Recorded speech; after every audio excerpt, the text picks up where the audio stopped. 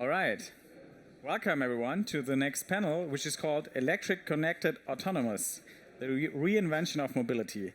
And it's pretty obvious what we are talking about. The mobility sector is facing massive upheavals. The CO2 footprint of our mobility has to go down, but how can we stay mobile anyway? We're going to discuss this, and we're going to discuss how traditional players react to the rise of electric and autonomous vehicles, car sharing, ride-hailing, and micromobility, because there are many new players, that want into the market of mobility. And yeah, established players have to reinvent themselves, and of course the new players, they want a big market share. We have some of the new players here today. So let me introduce. Let me first start. We have on our stage Kathrin Risom. She's the Senior Lead Manager of Digital Product Development and Marketing inside of Sixt. You all know Sixt, that's a car rental company, and Sixt is the sector of the company that focuses on all kinds of new mobility, car sharing, ride-hailing, all this stuff. And it's also responsible for the digital products. Glad to have you here, Kathrin. We have Max Huesch.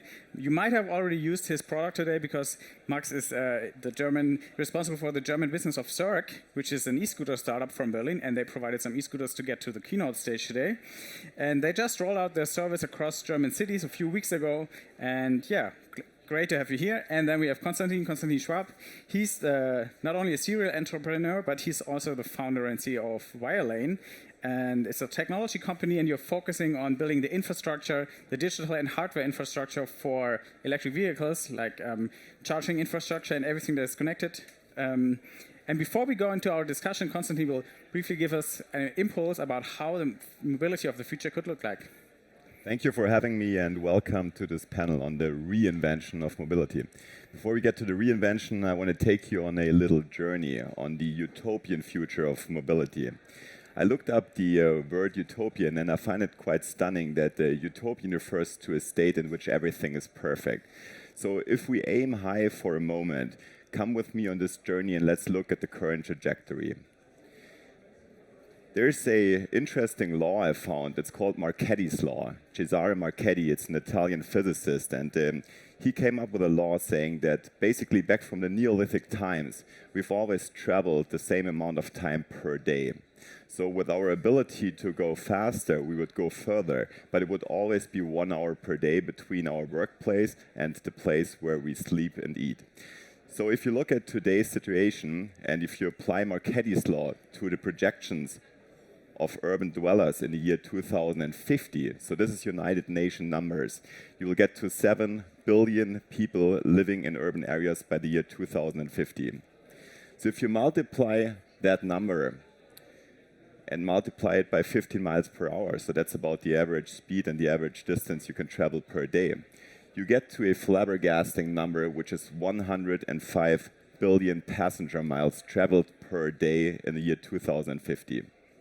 So let that drop for a moment. 105 billion passenger miles. What does that mean? That relates to another 1 billion vehicles on our planet. And before the people from the automotive industry start laughing in the room and open their order books, please also consider what that means to our planet and to society as a whole. If we have another 1 billion cars in use by 2050, the living space equivalent, and that's just the cost for living space, would be roughly 300,000 euros per car. So if you ask yourself how that number came up, well, simply multiply the space that's occupied by a car, which is roughly 6 square meters. You multiply it by the number of stories, 6 to 7 stories of a residential building, and then multiply that number by 2 because that's the lanes you need to move the car. So that number alone, 300,000 euros, is the cost per vehicle, per additional vehicle for society as a whole. Now, I found this interesting video of the city of Amsterdam, which is quite forward-thinking in terms of new mobility concepts, and please have a look at what they decided to do for their citizens. There should be an audio to this too. Can you check, please? In our inner city on the canals, which is a World Heritage, there are lots of parked cars there. Maybe up to 30 to 40% of all public space is being taken up by parked cars. So when elections were coming up in 2018, I said, well, I make you a promise, Amsterdam, and I will remove 10,000 parking spaces from the city center. And it's an arbitrary number, of course, but it sounded good and it sounded like a lot, and it is a lot. And we somehow won the elections. I don't know if the causal effect is only on this issue. It was very recognizable for a lot of voters. Yeah, in a way, Amsterdam is not really suitable for cars. So I think it's a great idea. And at the end, it promotes interaction on the streets, it promotes cycling, it promotes walking. Funny thing is, I read about this, but I didn't read about it in the Dutch press. I read about it, I think, on Twitter from you guys. It's not a big deal here. So it's not a big deal here. By the way, I find it quite fascinating that they have a bike mayor in Amsterdam. I don't know if you saw that bike chain around her neck. I love it. So this is the city of Amsterdam. When we get back to our current trajectory and the paradigm shift we are heading towards, a scenario for tomorrow needs to be designed deliberately. And when it comes to design, there's only one person I would like to refer to, and that's Dieter Rams, famous Dieter Rams, inspiration to Johnny Ive, to Steve Jobs. Most of you might know him. So there's a definition of design when it comes to the designing the infrastructure and the transportation system of tomorrow. Good design is innovative. Good design must be useful. Good design is sustainable design. And last but not least, it's as little design as possible. So if you look at that quote in the definition of design by Dieter Rams, it takes you here. So this is my bike in Berlin. You see the little carriage for my kids. However, I'm not naive, and you are certainly not. So the question is, how do we turn the current situation into a more livable one for all of us? So there's a couple of mega trends, and you were already referring to that. Autonomy is definitely one, and then there's car sharing, connectivity, and electromobility. So I would like to start with autonomy, and I certainly didn't come here to explain to all of you how far we've advanced with autonomy. None of us really knows when it's going to be there, but there's one thing I find quite stunning on autonomy. It's a pretty random look at human progress, and there's another law I really like by Ray Kurzweil, something like the chief ideologist of Google, and he came up with a law of accelerating returns. So what it says is that the more humanity advances, the less time it takes for human knowledge to double. So currently we are at 14 years. Human knowledge doubles every 14 years. The interesting thing is that in retrospect, when you look at this curve, you would always think, yeah, certainly the iPhone was just about to come. Certainly the electric vehicle was just about to come. However, the problem with progress is that we are always here. So on autonomy, I do not have a golden rule when autonomy is going to take place, but what I do know is that progress is accelerating. And this is a quite fascinating situation for all of us, because once we get to a situation where we have autonomy, electric vehicles, and connectivity, for the first time ever, we have the ability to move atoms and not only bits. So let that drop and think about it as a concept. This is the number of miles driven by a day by Waymo, Google's autonomous vehicles. And whenever I see an exponential curve, it makes me quite optimistic that there is a bright future for whatever kind of technology. So this is Volkswagen testing autonomous vehicles in Hamburg today. I do not think it's as far away as most people want to make us believe at the moment, and I think autonomy is basically around the corner. The second mega trend is certainly sharing. With car sharing, it's like this. You have this interesting scale here with individual ownership on the one side and transport as a service, as I call it, on the other side. So currently, why car sharing hasn't taken off in a way it could have is that individual ownership still comes along with a number of advantages, or at least felt advantages. So personalization, there's still a big advantage for auto manufacturers that are able to deliver billions of options within weeks. So that's a big competitive advantage today. And why is that so? It's because of the social status that's related to owning a vehicle. When you go to Munich's Maximilianstraße, I'm from Munich, and there's this one place, the famous street, where in summer it's always the same scenario. People driving around with Ferraris, you know, and obviously there's still this kind of social status attached to the vehicle. I think it's flabbergastingly stupid, but it's the situation we're in. And as long as this is the situation we're in, I think that social status remains a very big argument for personal ownership. The love of driving is almost ridiculous. I'm pretty sure that most of you felt the love of driving for the last time when they made their driver's license, about 10 or 20 years ago. So this is something, an era of the past. And the other thing is that fear of autonomous vehicles must not be underestimated. Whenever there's a new technology, and in this case it's autonomy, people are simply scared of that technology. So on the other side, where we get to, as we speak, is lower cost. Transport as a service comes along with a 10x decrease in prices. And once that decrease in prices hits us as an economy as a whole, I think things are going to swing into the other direction pretty quickly. The speed of travel is certainly something, combined with the free time we enjoy when we travel autonomously, that is going to have a huge impact on our behavior. And then last but not least, the safety of an autonomous vehicle. And if you look at this chart, I think it gets quite clear where we're heading.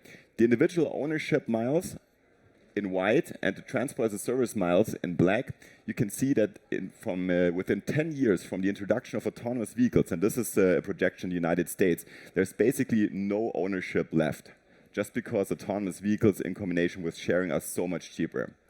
And that brings me to the last mega trend. So we had autonomy, we had car sharing, connectivity, and now we come to electric vehicles. With electric vehicles, those are the numbers for the last decade. Once again, when I see an exponential curve, I'm pretty convinced that things are going to the right direction pretty quickly. So the consequences. First of all, there's absolutely no way that a 10x cost differentiator would not lead to disruption. So the question is really who are going to be the leaders in this field and who are going to be the laggards. And we will have this discussion on stage in a minute. Secondly, the sale of vehicles. And this is a super important one. We're from Munich, we're in Munich. So in Munich, there's one of the biggest automotive manufacturers in the world. Those are the internal combustion owned car numbers projected once we have a scenario where autonomy and sharing takes place. Which means that by 2024, assuming that autonomy takes place somewhere in the early 2020s, there's not going to be any car sales anymore. The mileage is going to be replaced by shared vehicles. However, as those shared vehicles are not going to be in the same numbers as owned vehicles, there's going to be a huge disruption for automotive industry. On the positive side, we certainly have vast space opening up by vehicles that are not occupying the streets anymore. That combined with a dramatic decrease of tailpipe emission and energy demand. So this vehicle here, I ordered it last year. It's a vehicle completely covered with solar cells. This vehicle does not have to be charged anywhere. It basically charges itself with solar cells. And that's reality today, going to be delivered from next year. This last chart I really like a lot because it brings me back to the days when I started with my PV business. I used to operate solar power plants. Back in 2007, I built my first solar power plant. And I remember so well when people approached me and said, there's absolutely no chance that renewable energies are ever going to be a significant part of our energy consumption. This year alone in Germany, we had 40% share of renewable energies of the net production of energy. 40% in a highly industrialized country like Germany. So this one chart I always refer to motivate myself was, you only need 500,000 square kilometers to be covered with solar cells alone. That's not even accounting for wind and water, and that would serve the entire energy demand of the planet. So if you compare that to the occupation of another 168,000 square kilometers by vehicles alone, if we keep on the current trajectory, 1 billion vehicles, you remember that number. I'm quite optimistic that there is a solution for our current scenario, and there is a solution for transportation system of tomorrow. So in case you're interested in what we are doing in my real life, this is a demonstration. There should also be an audio with this video at another conference in Berlin about 2 weeks ago. It's a robotic charging device that allows us to charge any kind of vehicle, an autonomous vehicle, regardless of the type of vehicle, with a charging robot. So the technology, what I wanted to tell you is the technology for all of this is already there. This is already off-the-shelf technology as we speak. So last but not least, I think there's reason for optimism. There's reason for hopefulness. And what I love about the definition of optimism is that it's a doctrine that this world is the best of all possible worlds. So with this in mind, I really enjoy having you all here on stage, and I would like to get to the panel discussion. Thank you very much.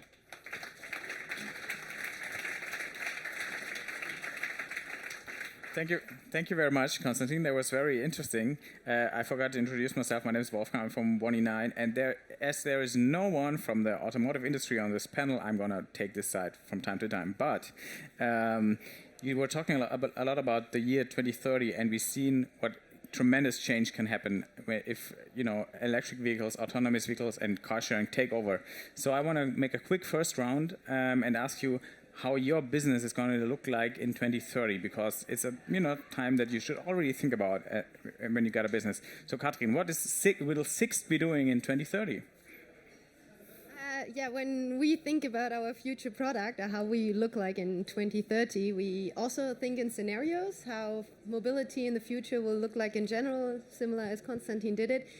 And we basically can think of two scenarios that are pretty contrary, but both lead to a similar solution for us.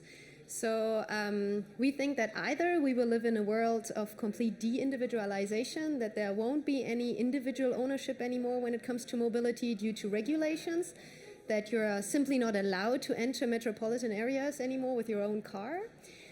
Or, on the other hand, there might be the scenario of demobilization. So maybe because of evolving concepts like home office, e-commerce, people won't have the daily need anymore to move, or at least to move for long ways, as for example commuting.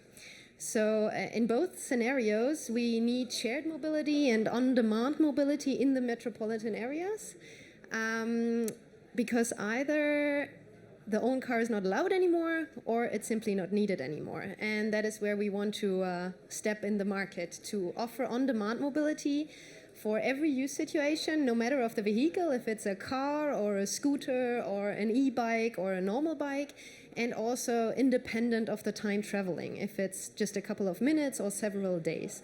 So currently we are pretty much focusing on the car rental business, so longer trips, 1 day and above. But what we are aiming at is to offer mobility from 1 minute to several months, and independent of the vehicle, so that we can offer not only multimodal but real intermodal solutions in 10 years latest. Great. Max, your company, Sixt is a legacy company, but your company still has to prove that it's going to, survive at all. Many people are still questioning whether the e-scooter hype, will prevail. So I guess you think that it will prevail. So what will your business look like in 2030? Well, that's a very good question. Let me answer this way, that first of all, when I see the fun and the smile on the faces of the people going outside on the scooters, it actually proves the point that we have a product market fit.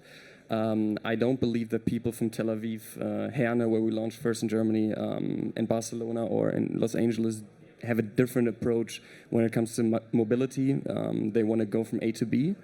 And we do see that the scooter is the first touch point of this. We never said that we were an e-scooter company. We always said that we are a micromobility company. So we will be delivering, providing more vehicles for micromobility. And that means that we're not going to reinvent the car, but we will have different use cases for cargo functions, people who need to be protected from weather. We need more than 2 wheels, for example. So there's going to be a lot of changes. We're going to provide a multi-vehicle fleet. And looking at the investors we have, we are on that field in terms of car sharing, in terms of personal aviation as a system, as a service, and also the micromobility side. All right, thank you. We already saw your charging robot in action. So will this be the standard in 2030, or will it already be something completely else? What do you think? I hope much earlier. But, I keep telling my kids, my older son is 8 years now, that 10 years from now he won't need a driver's license. So that's basically a promise I make to my kids. And we'll see if that turns out to be reality. But either way, as you already heard, there's going to be so many concepts. I think that the biggest change is that mobility is a much more diversified concept in the future. And there is no black and white solution. There is no one-size-fits-all solution. But we were also thinking in scenarios, and one scenario that is absolutely inevitable to me is that there's not going to be combustion engine vehicles anymore. So they're going to die out very quickly. I'm 100% convinced, because I saw a industrial learning curve in another industry, in the solar industry. So it started, just to give you an example, with $4 per kilowatt peak in 2007, and it went down to 40 cents per kilowatt peak in a decade. So that 10x cost reduction is absolutely feasible in any kind of industry, and the same is going to happen to batteries and cells. So once that happens and the commercial argument kicks in, then I think combustion engine vehicles are going to die. So in that scenario, we're going to win because we provide infrastructure. However, micromobility, which I strongly recommend for most cities, obviously is not going to use as much energy as, for example, vehicles on 4 wheels. But in any given scenario, there's a market for us. All right. You already mentioned that the time of cars with internal combustion engine is pretty soon over because the carbon footprint of the traffic sector has to go down. Kathrin, as your business concerns cars, vehicles, what is Sixt doing in order to electrify the fleet of the cars? Because if your customer just wants a fast SUV with a loud combustion engine, you probably should serve him. But how do you want to promote clean and electric mobility?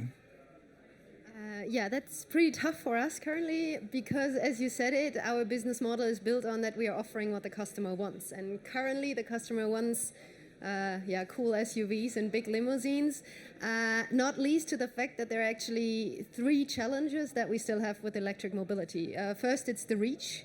Our customer drives in average around 500 kilometers with a car he rents from us, and the reach with electric cars is by now only around 200. So this is an insecurity the customer has, and that is why he's not demanding electric mobility from us, even though we have electric cars in the fleet, of course.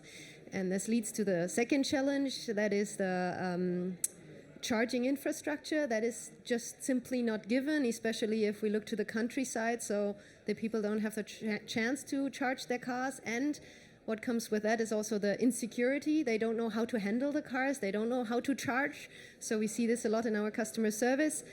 And the last point is, of course, the price. The price always plays a role, and as soon as we cannot offer this as the same price as combustion engines, that is simply not attractive to our customers. And that is why we at least run some pilot projects, as for example on the island Sylt, we have a complete electric field because there it makes sense because you can't go for long distances. And also we have around 20% of electric cars in our car sharing fleet because we think that is a good way to give customers the chance to get to know the cars, know how to charge them, also to learn what it means when it says 25% reach. Lots of people are afraid, oh, this car will stop in 5 kilometers. And that is something we need to solve, and that is what we are starting to solve on a smaller basis, but not for the long distance rides. Do you have a time frame when the majority of Sixt cars might be electric? It pretty much depends on the OEMs because, of course, we are dependent on them what cars we get. And, of course, first, currently the demand is higher than the supply. And first, the private customers get the cars, then the retailers, and then it's us. So we hope that by 2021, we will be served completely what we demand for electric cars, but currently we are dependent on the OEMs. Okay. Now, electric is the future, but is electric always better? There has been some criticism, Max, about e-scooters that are broken and only last for a couple of weeks, and then they have to be replaced, and then you have the battery packs that has to be handled. So some people are questioning whether electric mobility, being micromobility or cars, is always the clean option. What do you say about this criticism? Well, to answer that very honestly, electromobility is not where it needs to be. So we're on a journey where we need to develop ourselves. What was very important from us from the beginning is that when you saw the first vehicles on the street when it came to e-scooters in California, it was consumer toys. We had a market fit very well. The Americans showed that very fast, but what they did was they had a vehicle you could put in like every child's room, and they electrified it.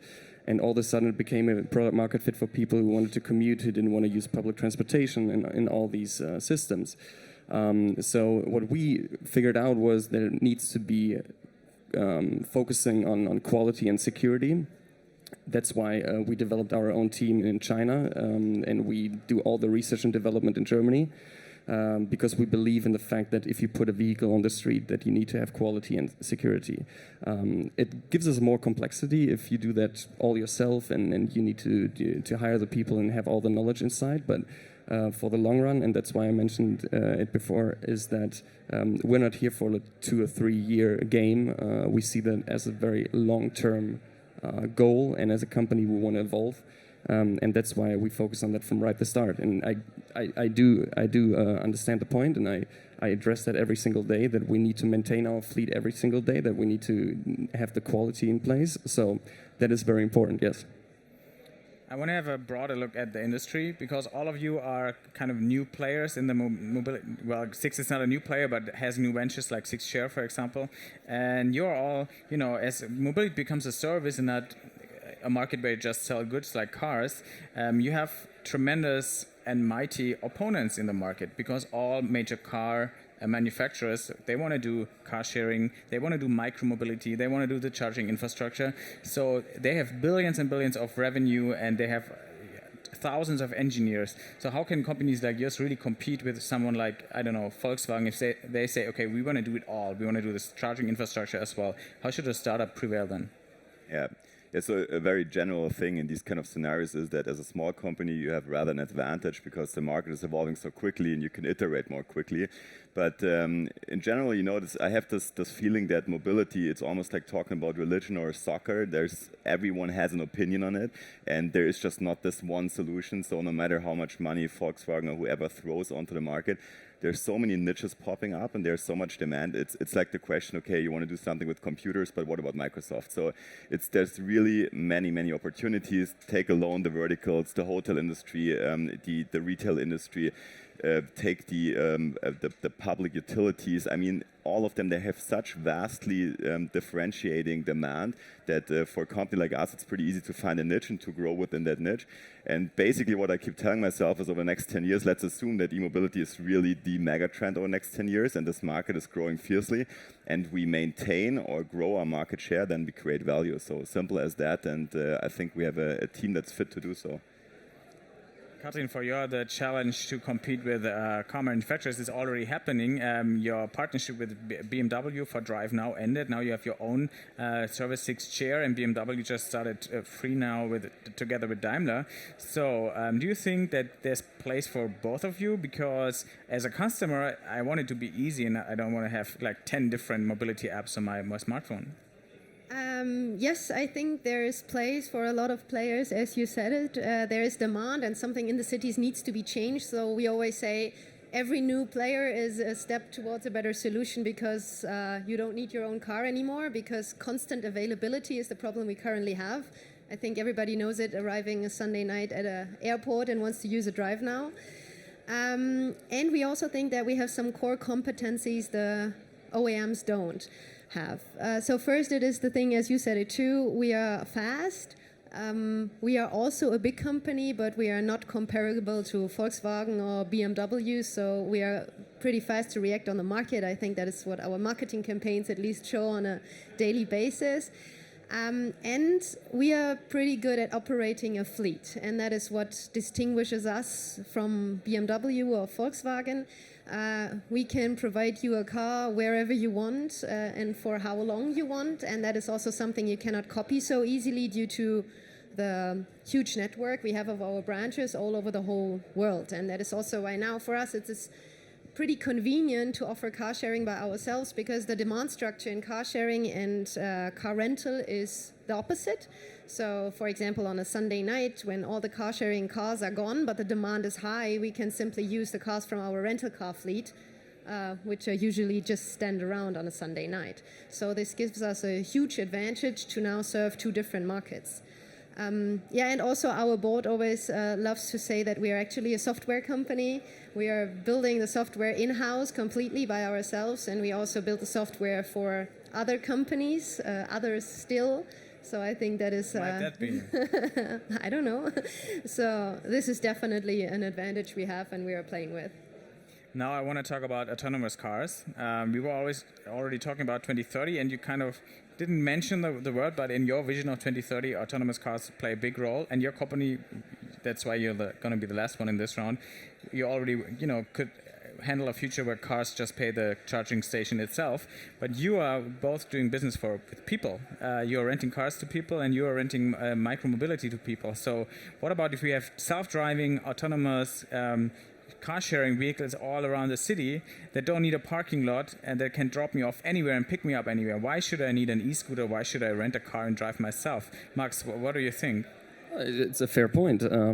That's why, for example, Huesch, our CEO invested in Volocopter, which will be doing that as an aviation system. He always says that exactly that is the point, that aviation was always very available for a limited amount of people because it's so expensive. And as soon as you go into the autonomous mass market, you actually get down the scale and you get all the synergies for producing all these vehicles. So I think there will be, it's not going to be limited to one vehicle. There's always going to be the need for different vehicles. That's why we design and develop different kind of vehicles. Whether or not all of the micromobility will be autonomous and some of them will be self-driven, we'll see. But it will be changing very quickly. So I like that a lot. Kathrin, you have thousands of people working for Sixt and you have millions of people renting your cars. What if a car doesn't need people anymore? Yeah, the thousands of people working for us are not driving the cars.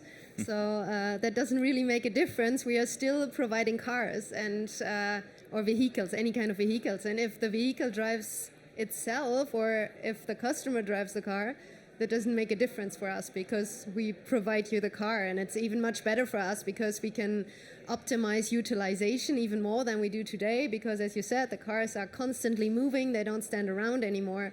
So who's the driver? If it's a human or a technology, that is, it doesn't matter to us. We also offer taxi service already today, and there it's also not the customer himself driving. But other companies like Uber, they invest in self-driving technology itself. Are you planning any of this, or are you still saying, okay, we're going to buy cars and then we're going to do our business? We are currently not, because our focus is not the hardware, but the software. So we hope that the OEMs will change their technology and deliver us the cars as they do it today, and then we can just offer it. So, Constantin, will your big time come when there are autonomous vehicles and you have your robo charging station doing business with cars and there's no human in between anymore? Or how do you prepare for the autonomous future? I hope we don't have to wait that long, but there's certainly going to be a stage in between where there's going to be a mass adoption of electric vehicles, and they're not going to be autonomous, or at least not all of them. So there's going to be a huge demand for infrastructure, and then we're going to understand from that first phase where we're going to deploy infrastructure in the future, where it makes sense to have autonomous infrastructure. But there's something I wanted to add to what you said, Kathrin, is that in the end, I think the biggest threat for automotive makers and all the companies like Sixt is that actually a platform like Uber is going to take over the entire space, because once you have autonomy, vehicles are simply a commodity. There is absolutely no way that image and stuff like that is going to play a role, or at least not up to that point where we see it today. When we have that autonomy scenario, there's no space for 20 or 30 car manufacturers, absolutely no way there. So there's going to be 2 or 3 hardware makers. And then the interesting question is, I don't know if you saw that talk on autonomy by Elon Musk, Tesla. It's highly recommended. It's a 3-hour talk, so please go and watch the talk on YouTube.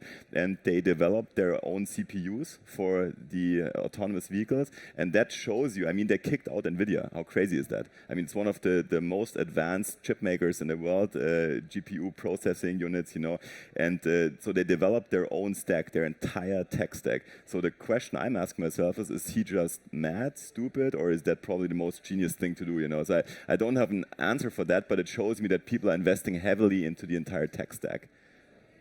We see that. Thanks for now. Now we open up for questions. Are there any questions to someone from our panel? If not, I can go on forever. Questions? Oh, can I just borrow it? I'll bring it back when you have to answer.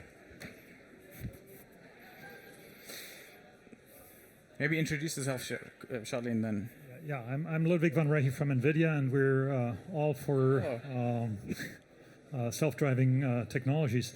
But I'm wondering what the panelists would argue, or would say to those who say that of the 800,000 people employed in and around automotive industry in Germany, about 250,000 are probably going to be superfluous when we're all electric. What are you telling the unions? All right. He didn't want to talk about the hardware, but about what's going to happen with the people working for the automotive industry. Now, it's more easy for you. It's not your unions, but maybe as your company is the largest one, how do you think you could handle such change? That's a tough question, and I have no answer to this, but it is not only the change that we see when it comes to the change in the automotive industry, but in every industry. the amount of humans working won't be needed anymore, unfortunately, in a couple of years because of technology. And I think we need to generally change the political system, as, for example, the Grundeinkommen, sorry, don't know the English word. Universal basic income. The basic income, because it affects simply every industry, and lots of people will be unemployed in a couple of years. So politics need to change here, and I think it's not the major deal of the companies themselves. Anyone else wants to say something on that? Well, yeah, I think it's very important to look from a customer perspective, because the customer is going to decide how the market will evolve. And we do talk to a lot of OEMs in Germany, because they address us because of the emissions and their sheet they have, and how that is going to change. And when you look from a customer perspective, how fast this micromobility market has adapted, it's amazing. And I talked to Constantin before, and I said that we had expectations for the German market, but it was like a totally different level. After a week, we already saw that it was adapted pretty quickly. When you look at the Uber numbers, it took them roughly 660 days to get to a point where they had 1 million rides. And we are present in 11 countries now. It took us 132 days. And that's where you see that there's a ridiculous amount of product market fit to people going from A to B and don't want to be put into like congestions, don't want to be stopped in traffic, want to spend more time. And I think that is one very simple thing. What mobility goes to is that people want to get back time, and micromobility and all different sharing systems will deliver that. And talking about the OEMs, of course they need to change, and of course they need to adapt to the market. But from our talks with them, I do think they understood that they need to change there. So, but to answer, maybe I can say something to answer your question, because I'm not that pessimistic as Kathrin is about the workforce, and not as pessimistic as you are about the workforce and the numbers going down, because there will be new jobs and we have an aging society. So some companies might actually be relieved that they don't have to look for the right person anymore, because they don't need it. And but I think the union thing is a tough question. That's why we're already preparing maybe something with unions in another format, but we'll keep you posted. Are there any more questions? Ja, darf ich nochmal? Danke dir. I'm Stefan Schaefer, work as an advisor in New Mobility, and I'd like to know how likely do panelists see fuel cell hydrogen going to happen for mobility, or what kind of use cases? Where are we going to see it? Yeah, no chance at all. It's the simple answer. It's not going to happen. It's simply because, first of all, the efficiency, as you certainly know, of fuel cells is ridiculously low compared to battery electric vehicles. And then the other thing is the infrastructure. You know, it brings me back to one cool story I heard from a professor in the automotive section of the University of Stockholm, and he said that he visited a friend and he lived in a building in Malmö, 500-year-old building, and they were talking about infrastructure, and the guy said, yeah, you know, when this building was built, some people had the crazy idea that they wanted to go to the toilet inside the building, you know, and then they built the toilet and the plumbing and all of that, and then 100 years later somebody wanted to take a shower, so another layer of infrastructure came on top, and then 100 years later somebody wanted to call someone. You know where I'm pointing at with this, you know? So we have this infrastructure already, and we're not going to build another one for hydrogen. It's not going to happen. So that's my simple answer. I might be mistaken, but I have a pretty robust opinion on that. What about Sixt? Are you just planning with electric vehicles or also with alternatives? I see it similarly. Again, we are not manufacturing anything, so we are dependent on what we get. Personally, I also think that we won't establish a new standard for fuel cells. I think there is a big job in front of us regarding e-mobility, even though our CEO, though, is a big fan of fuel cells. So we got time for one more question. Is there one more question? Ein letztes Mal.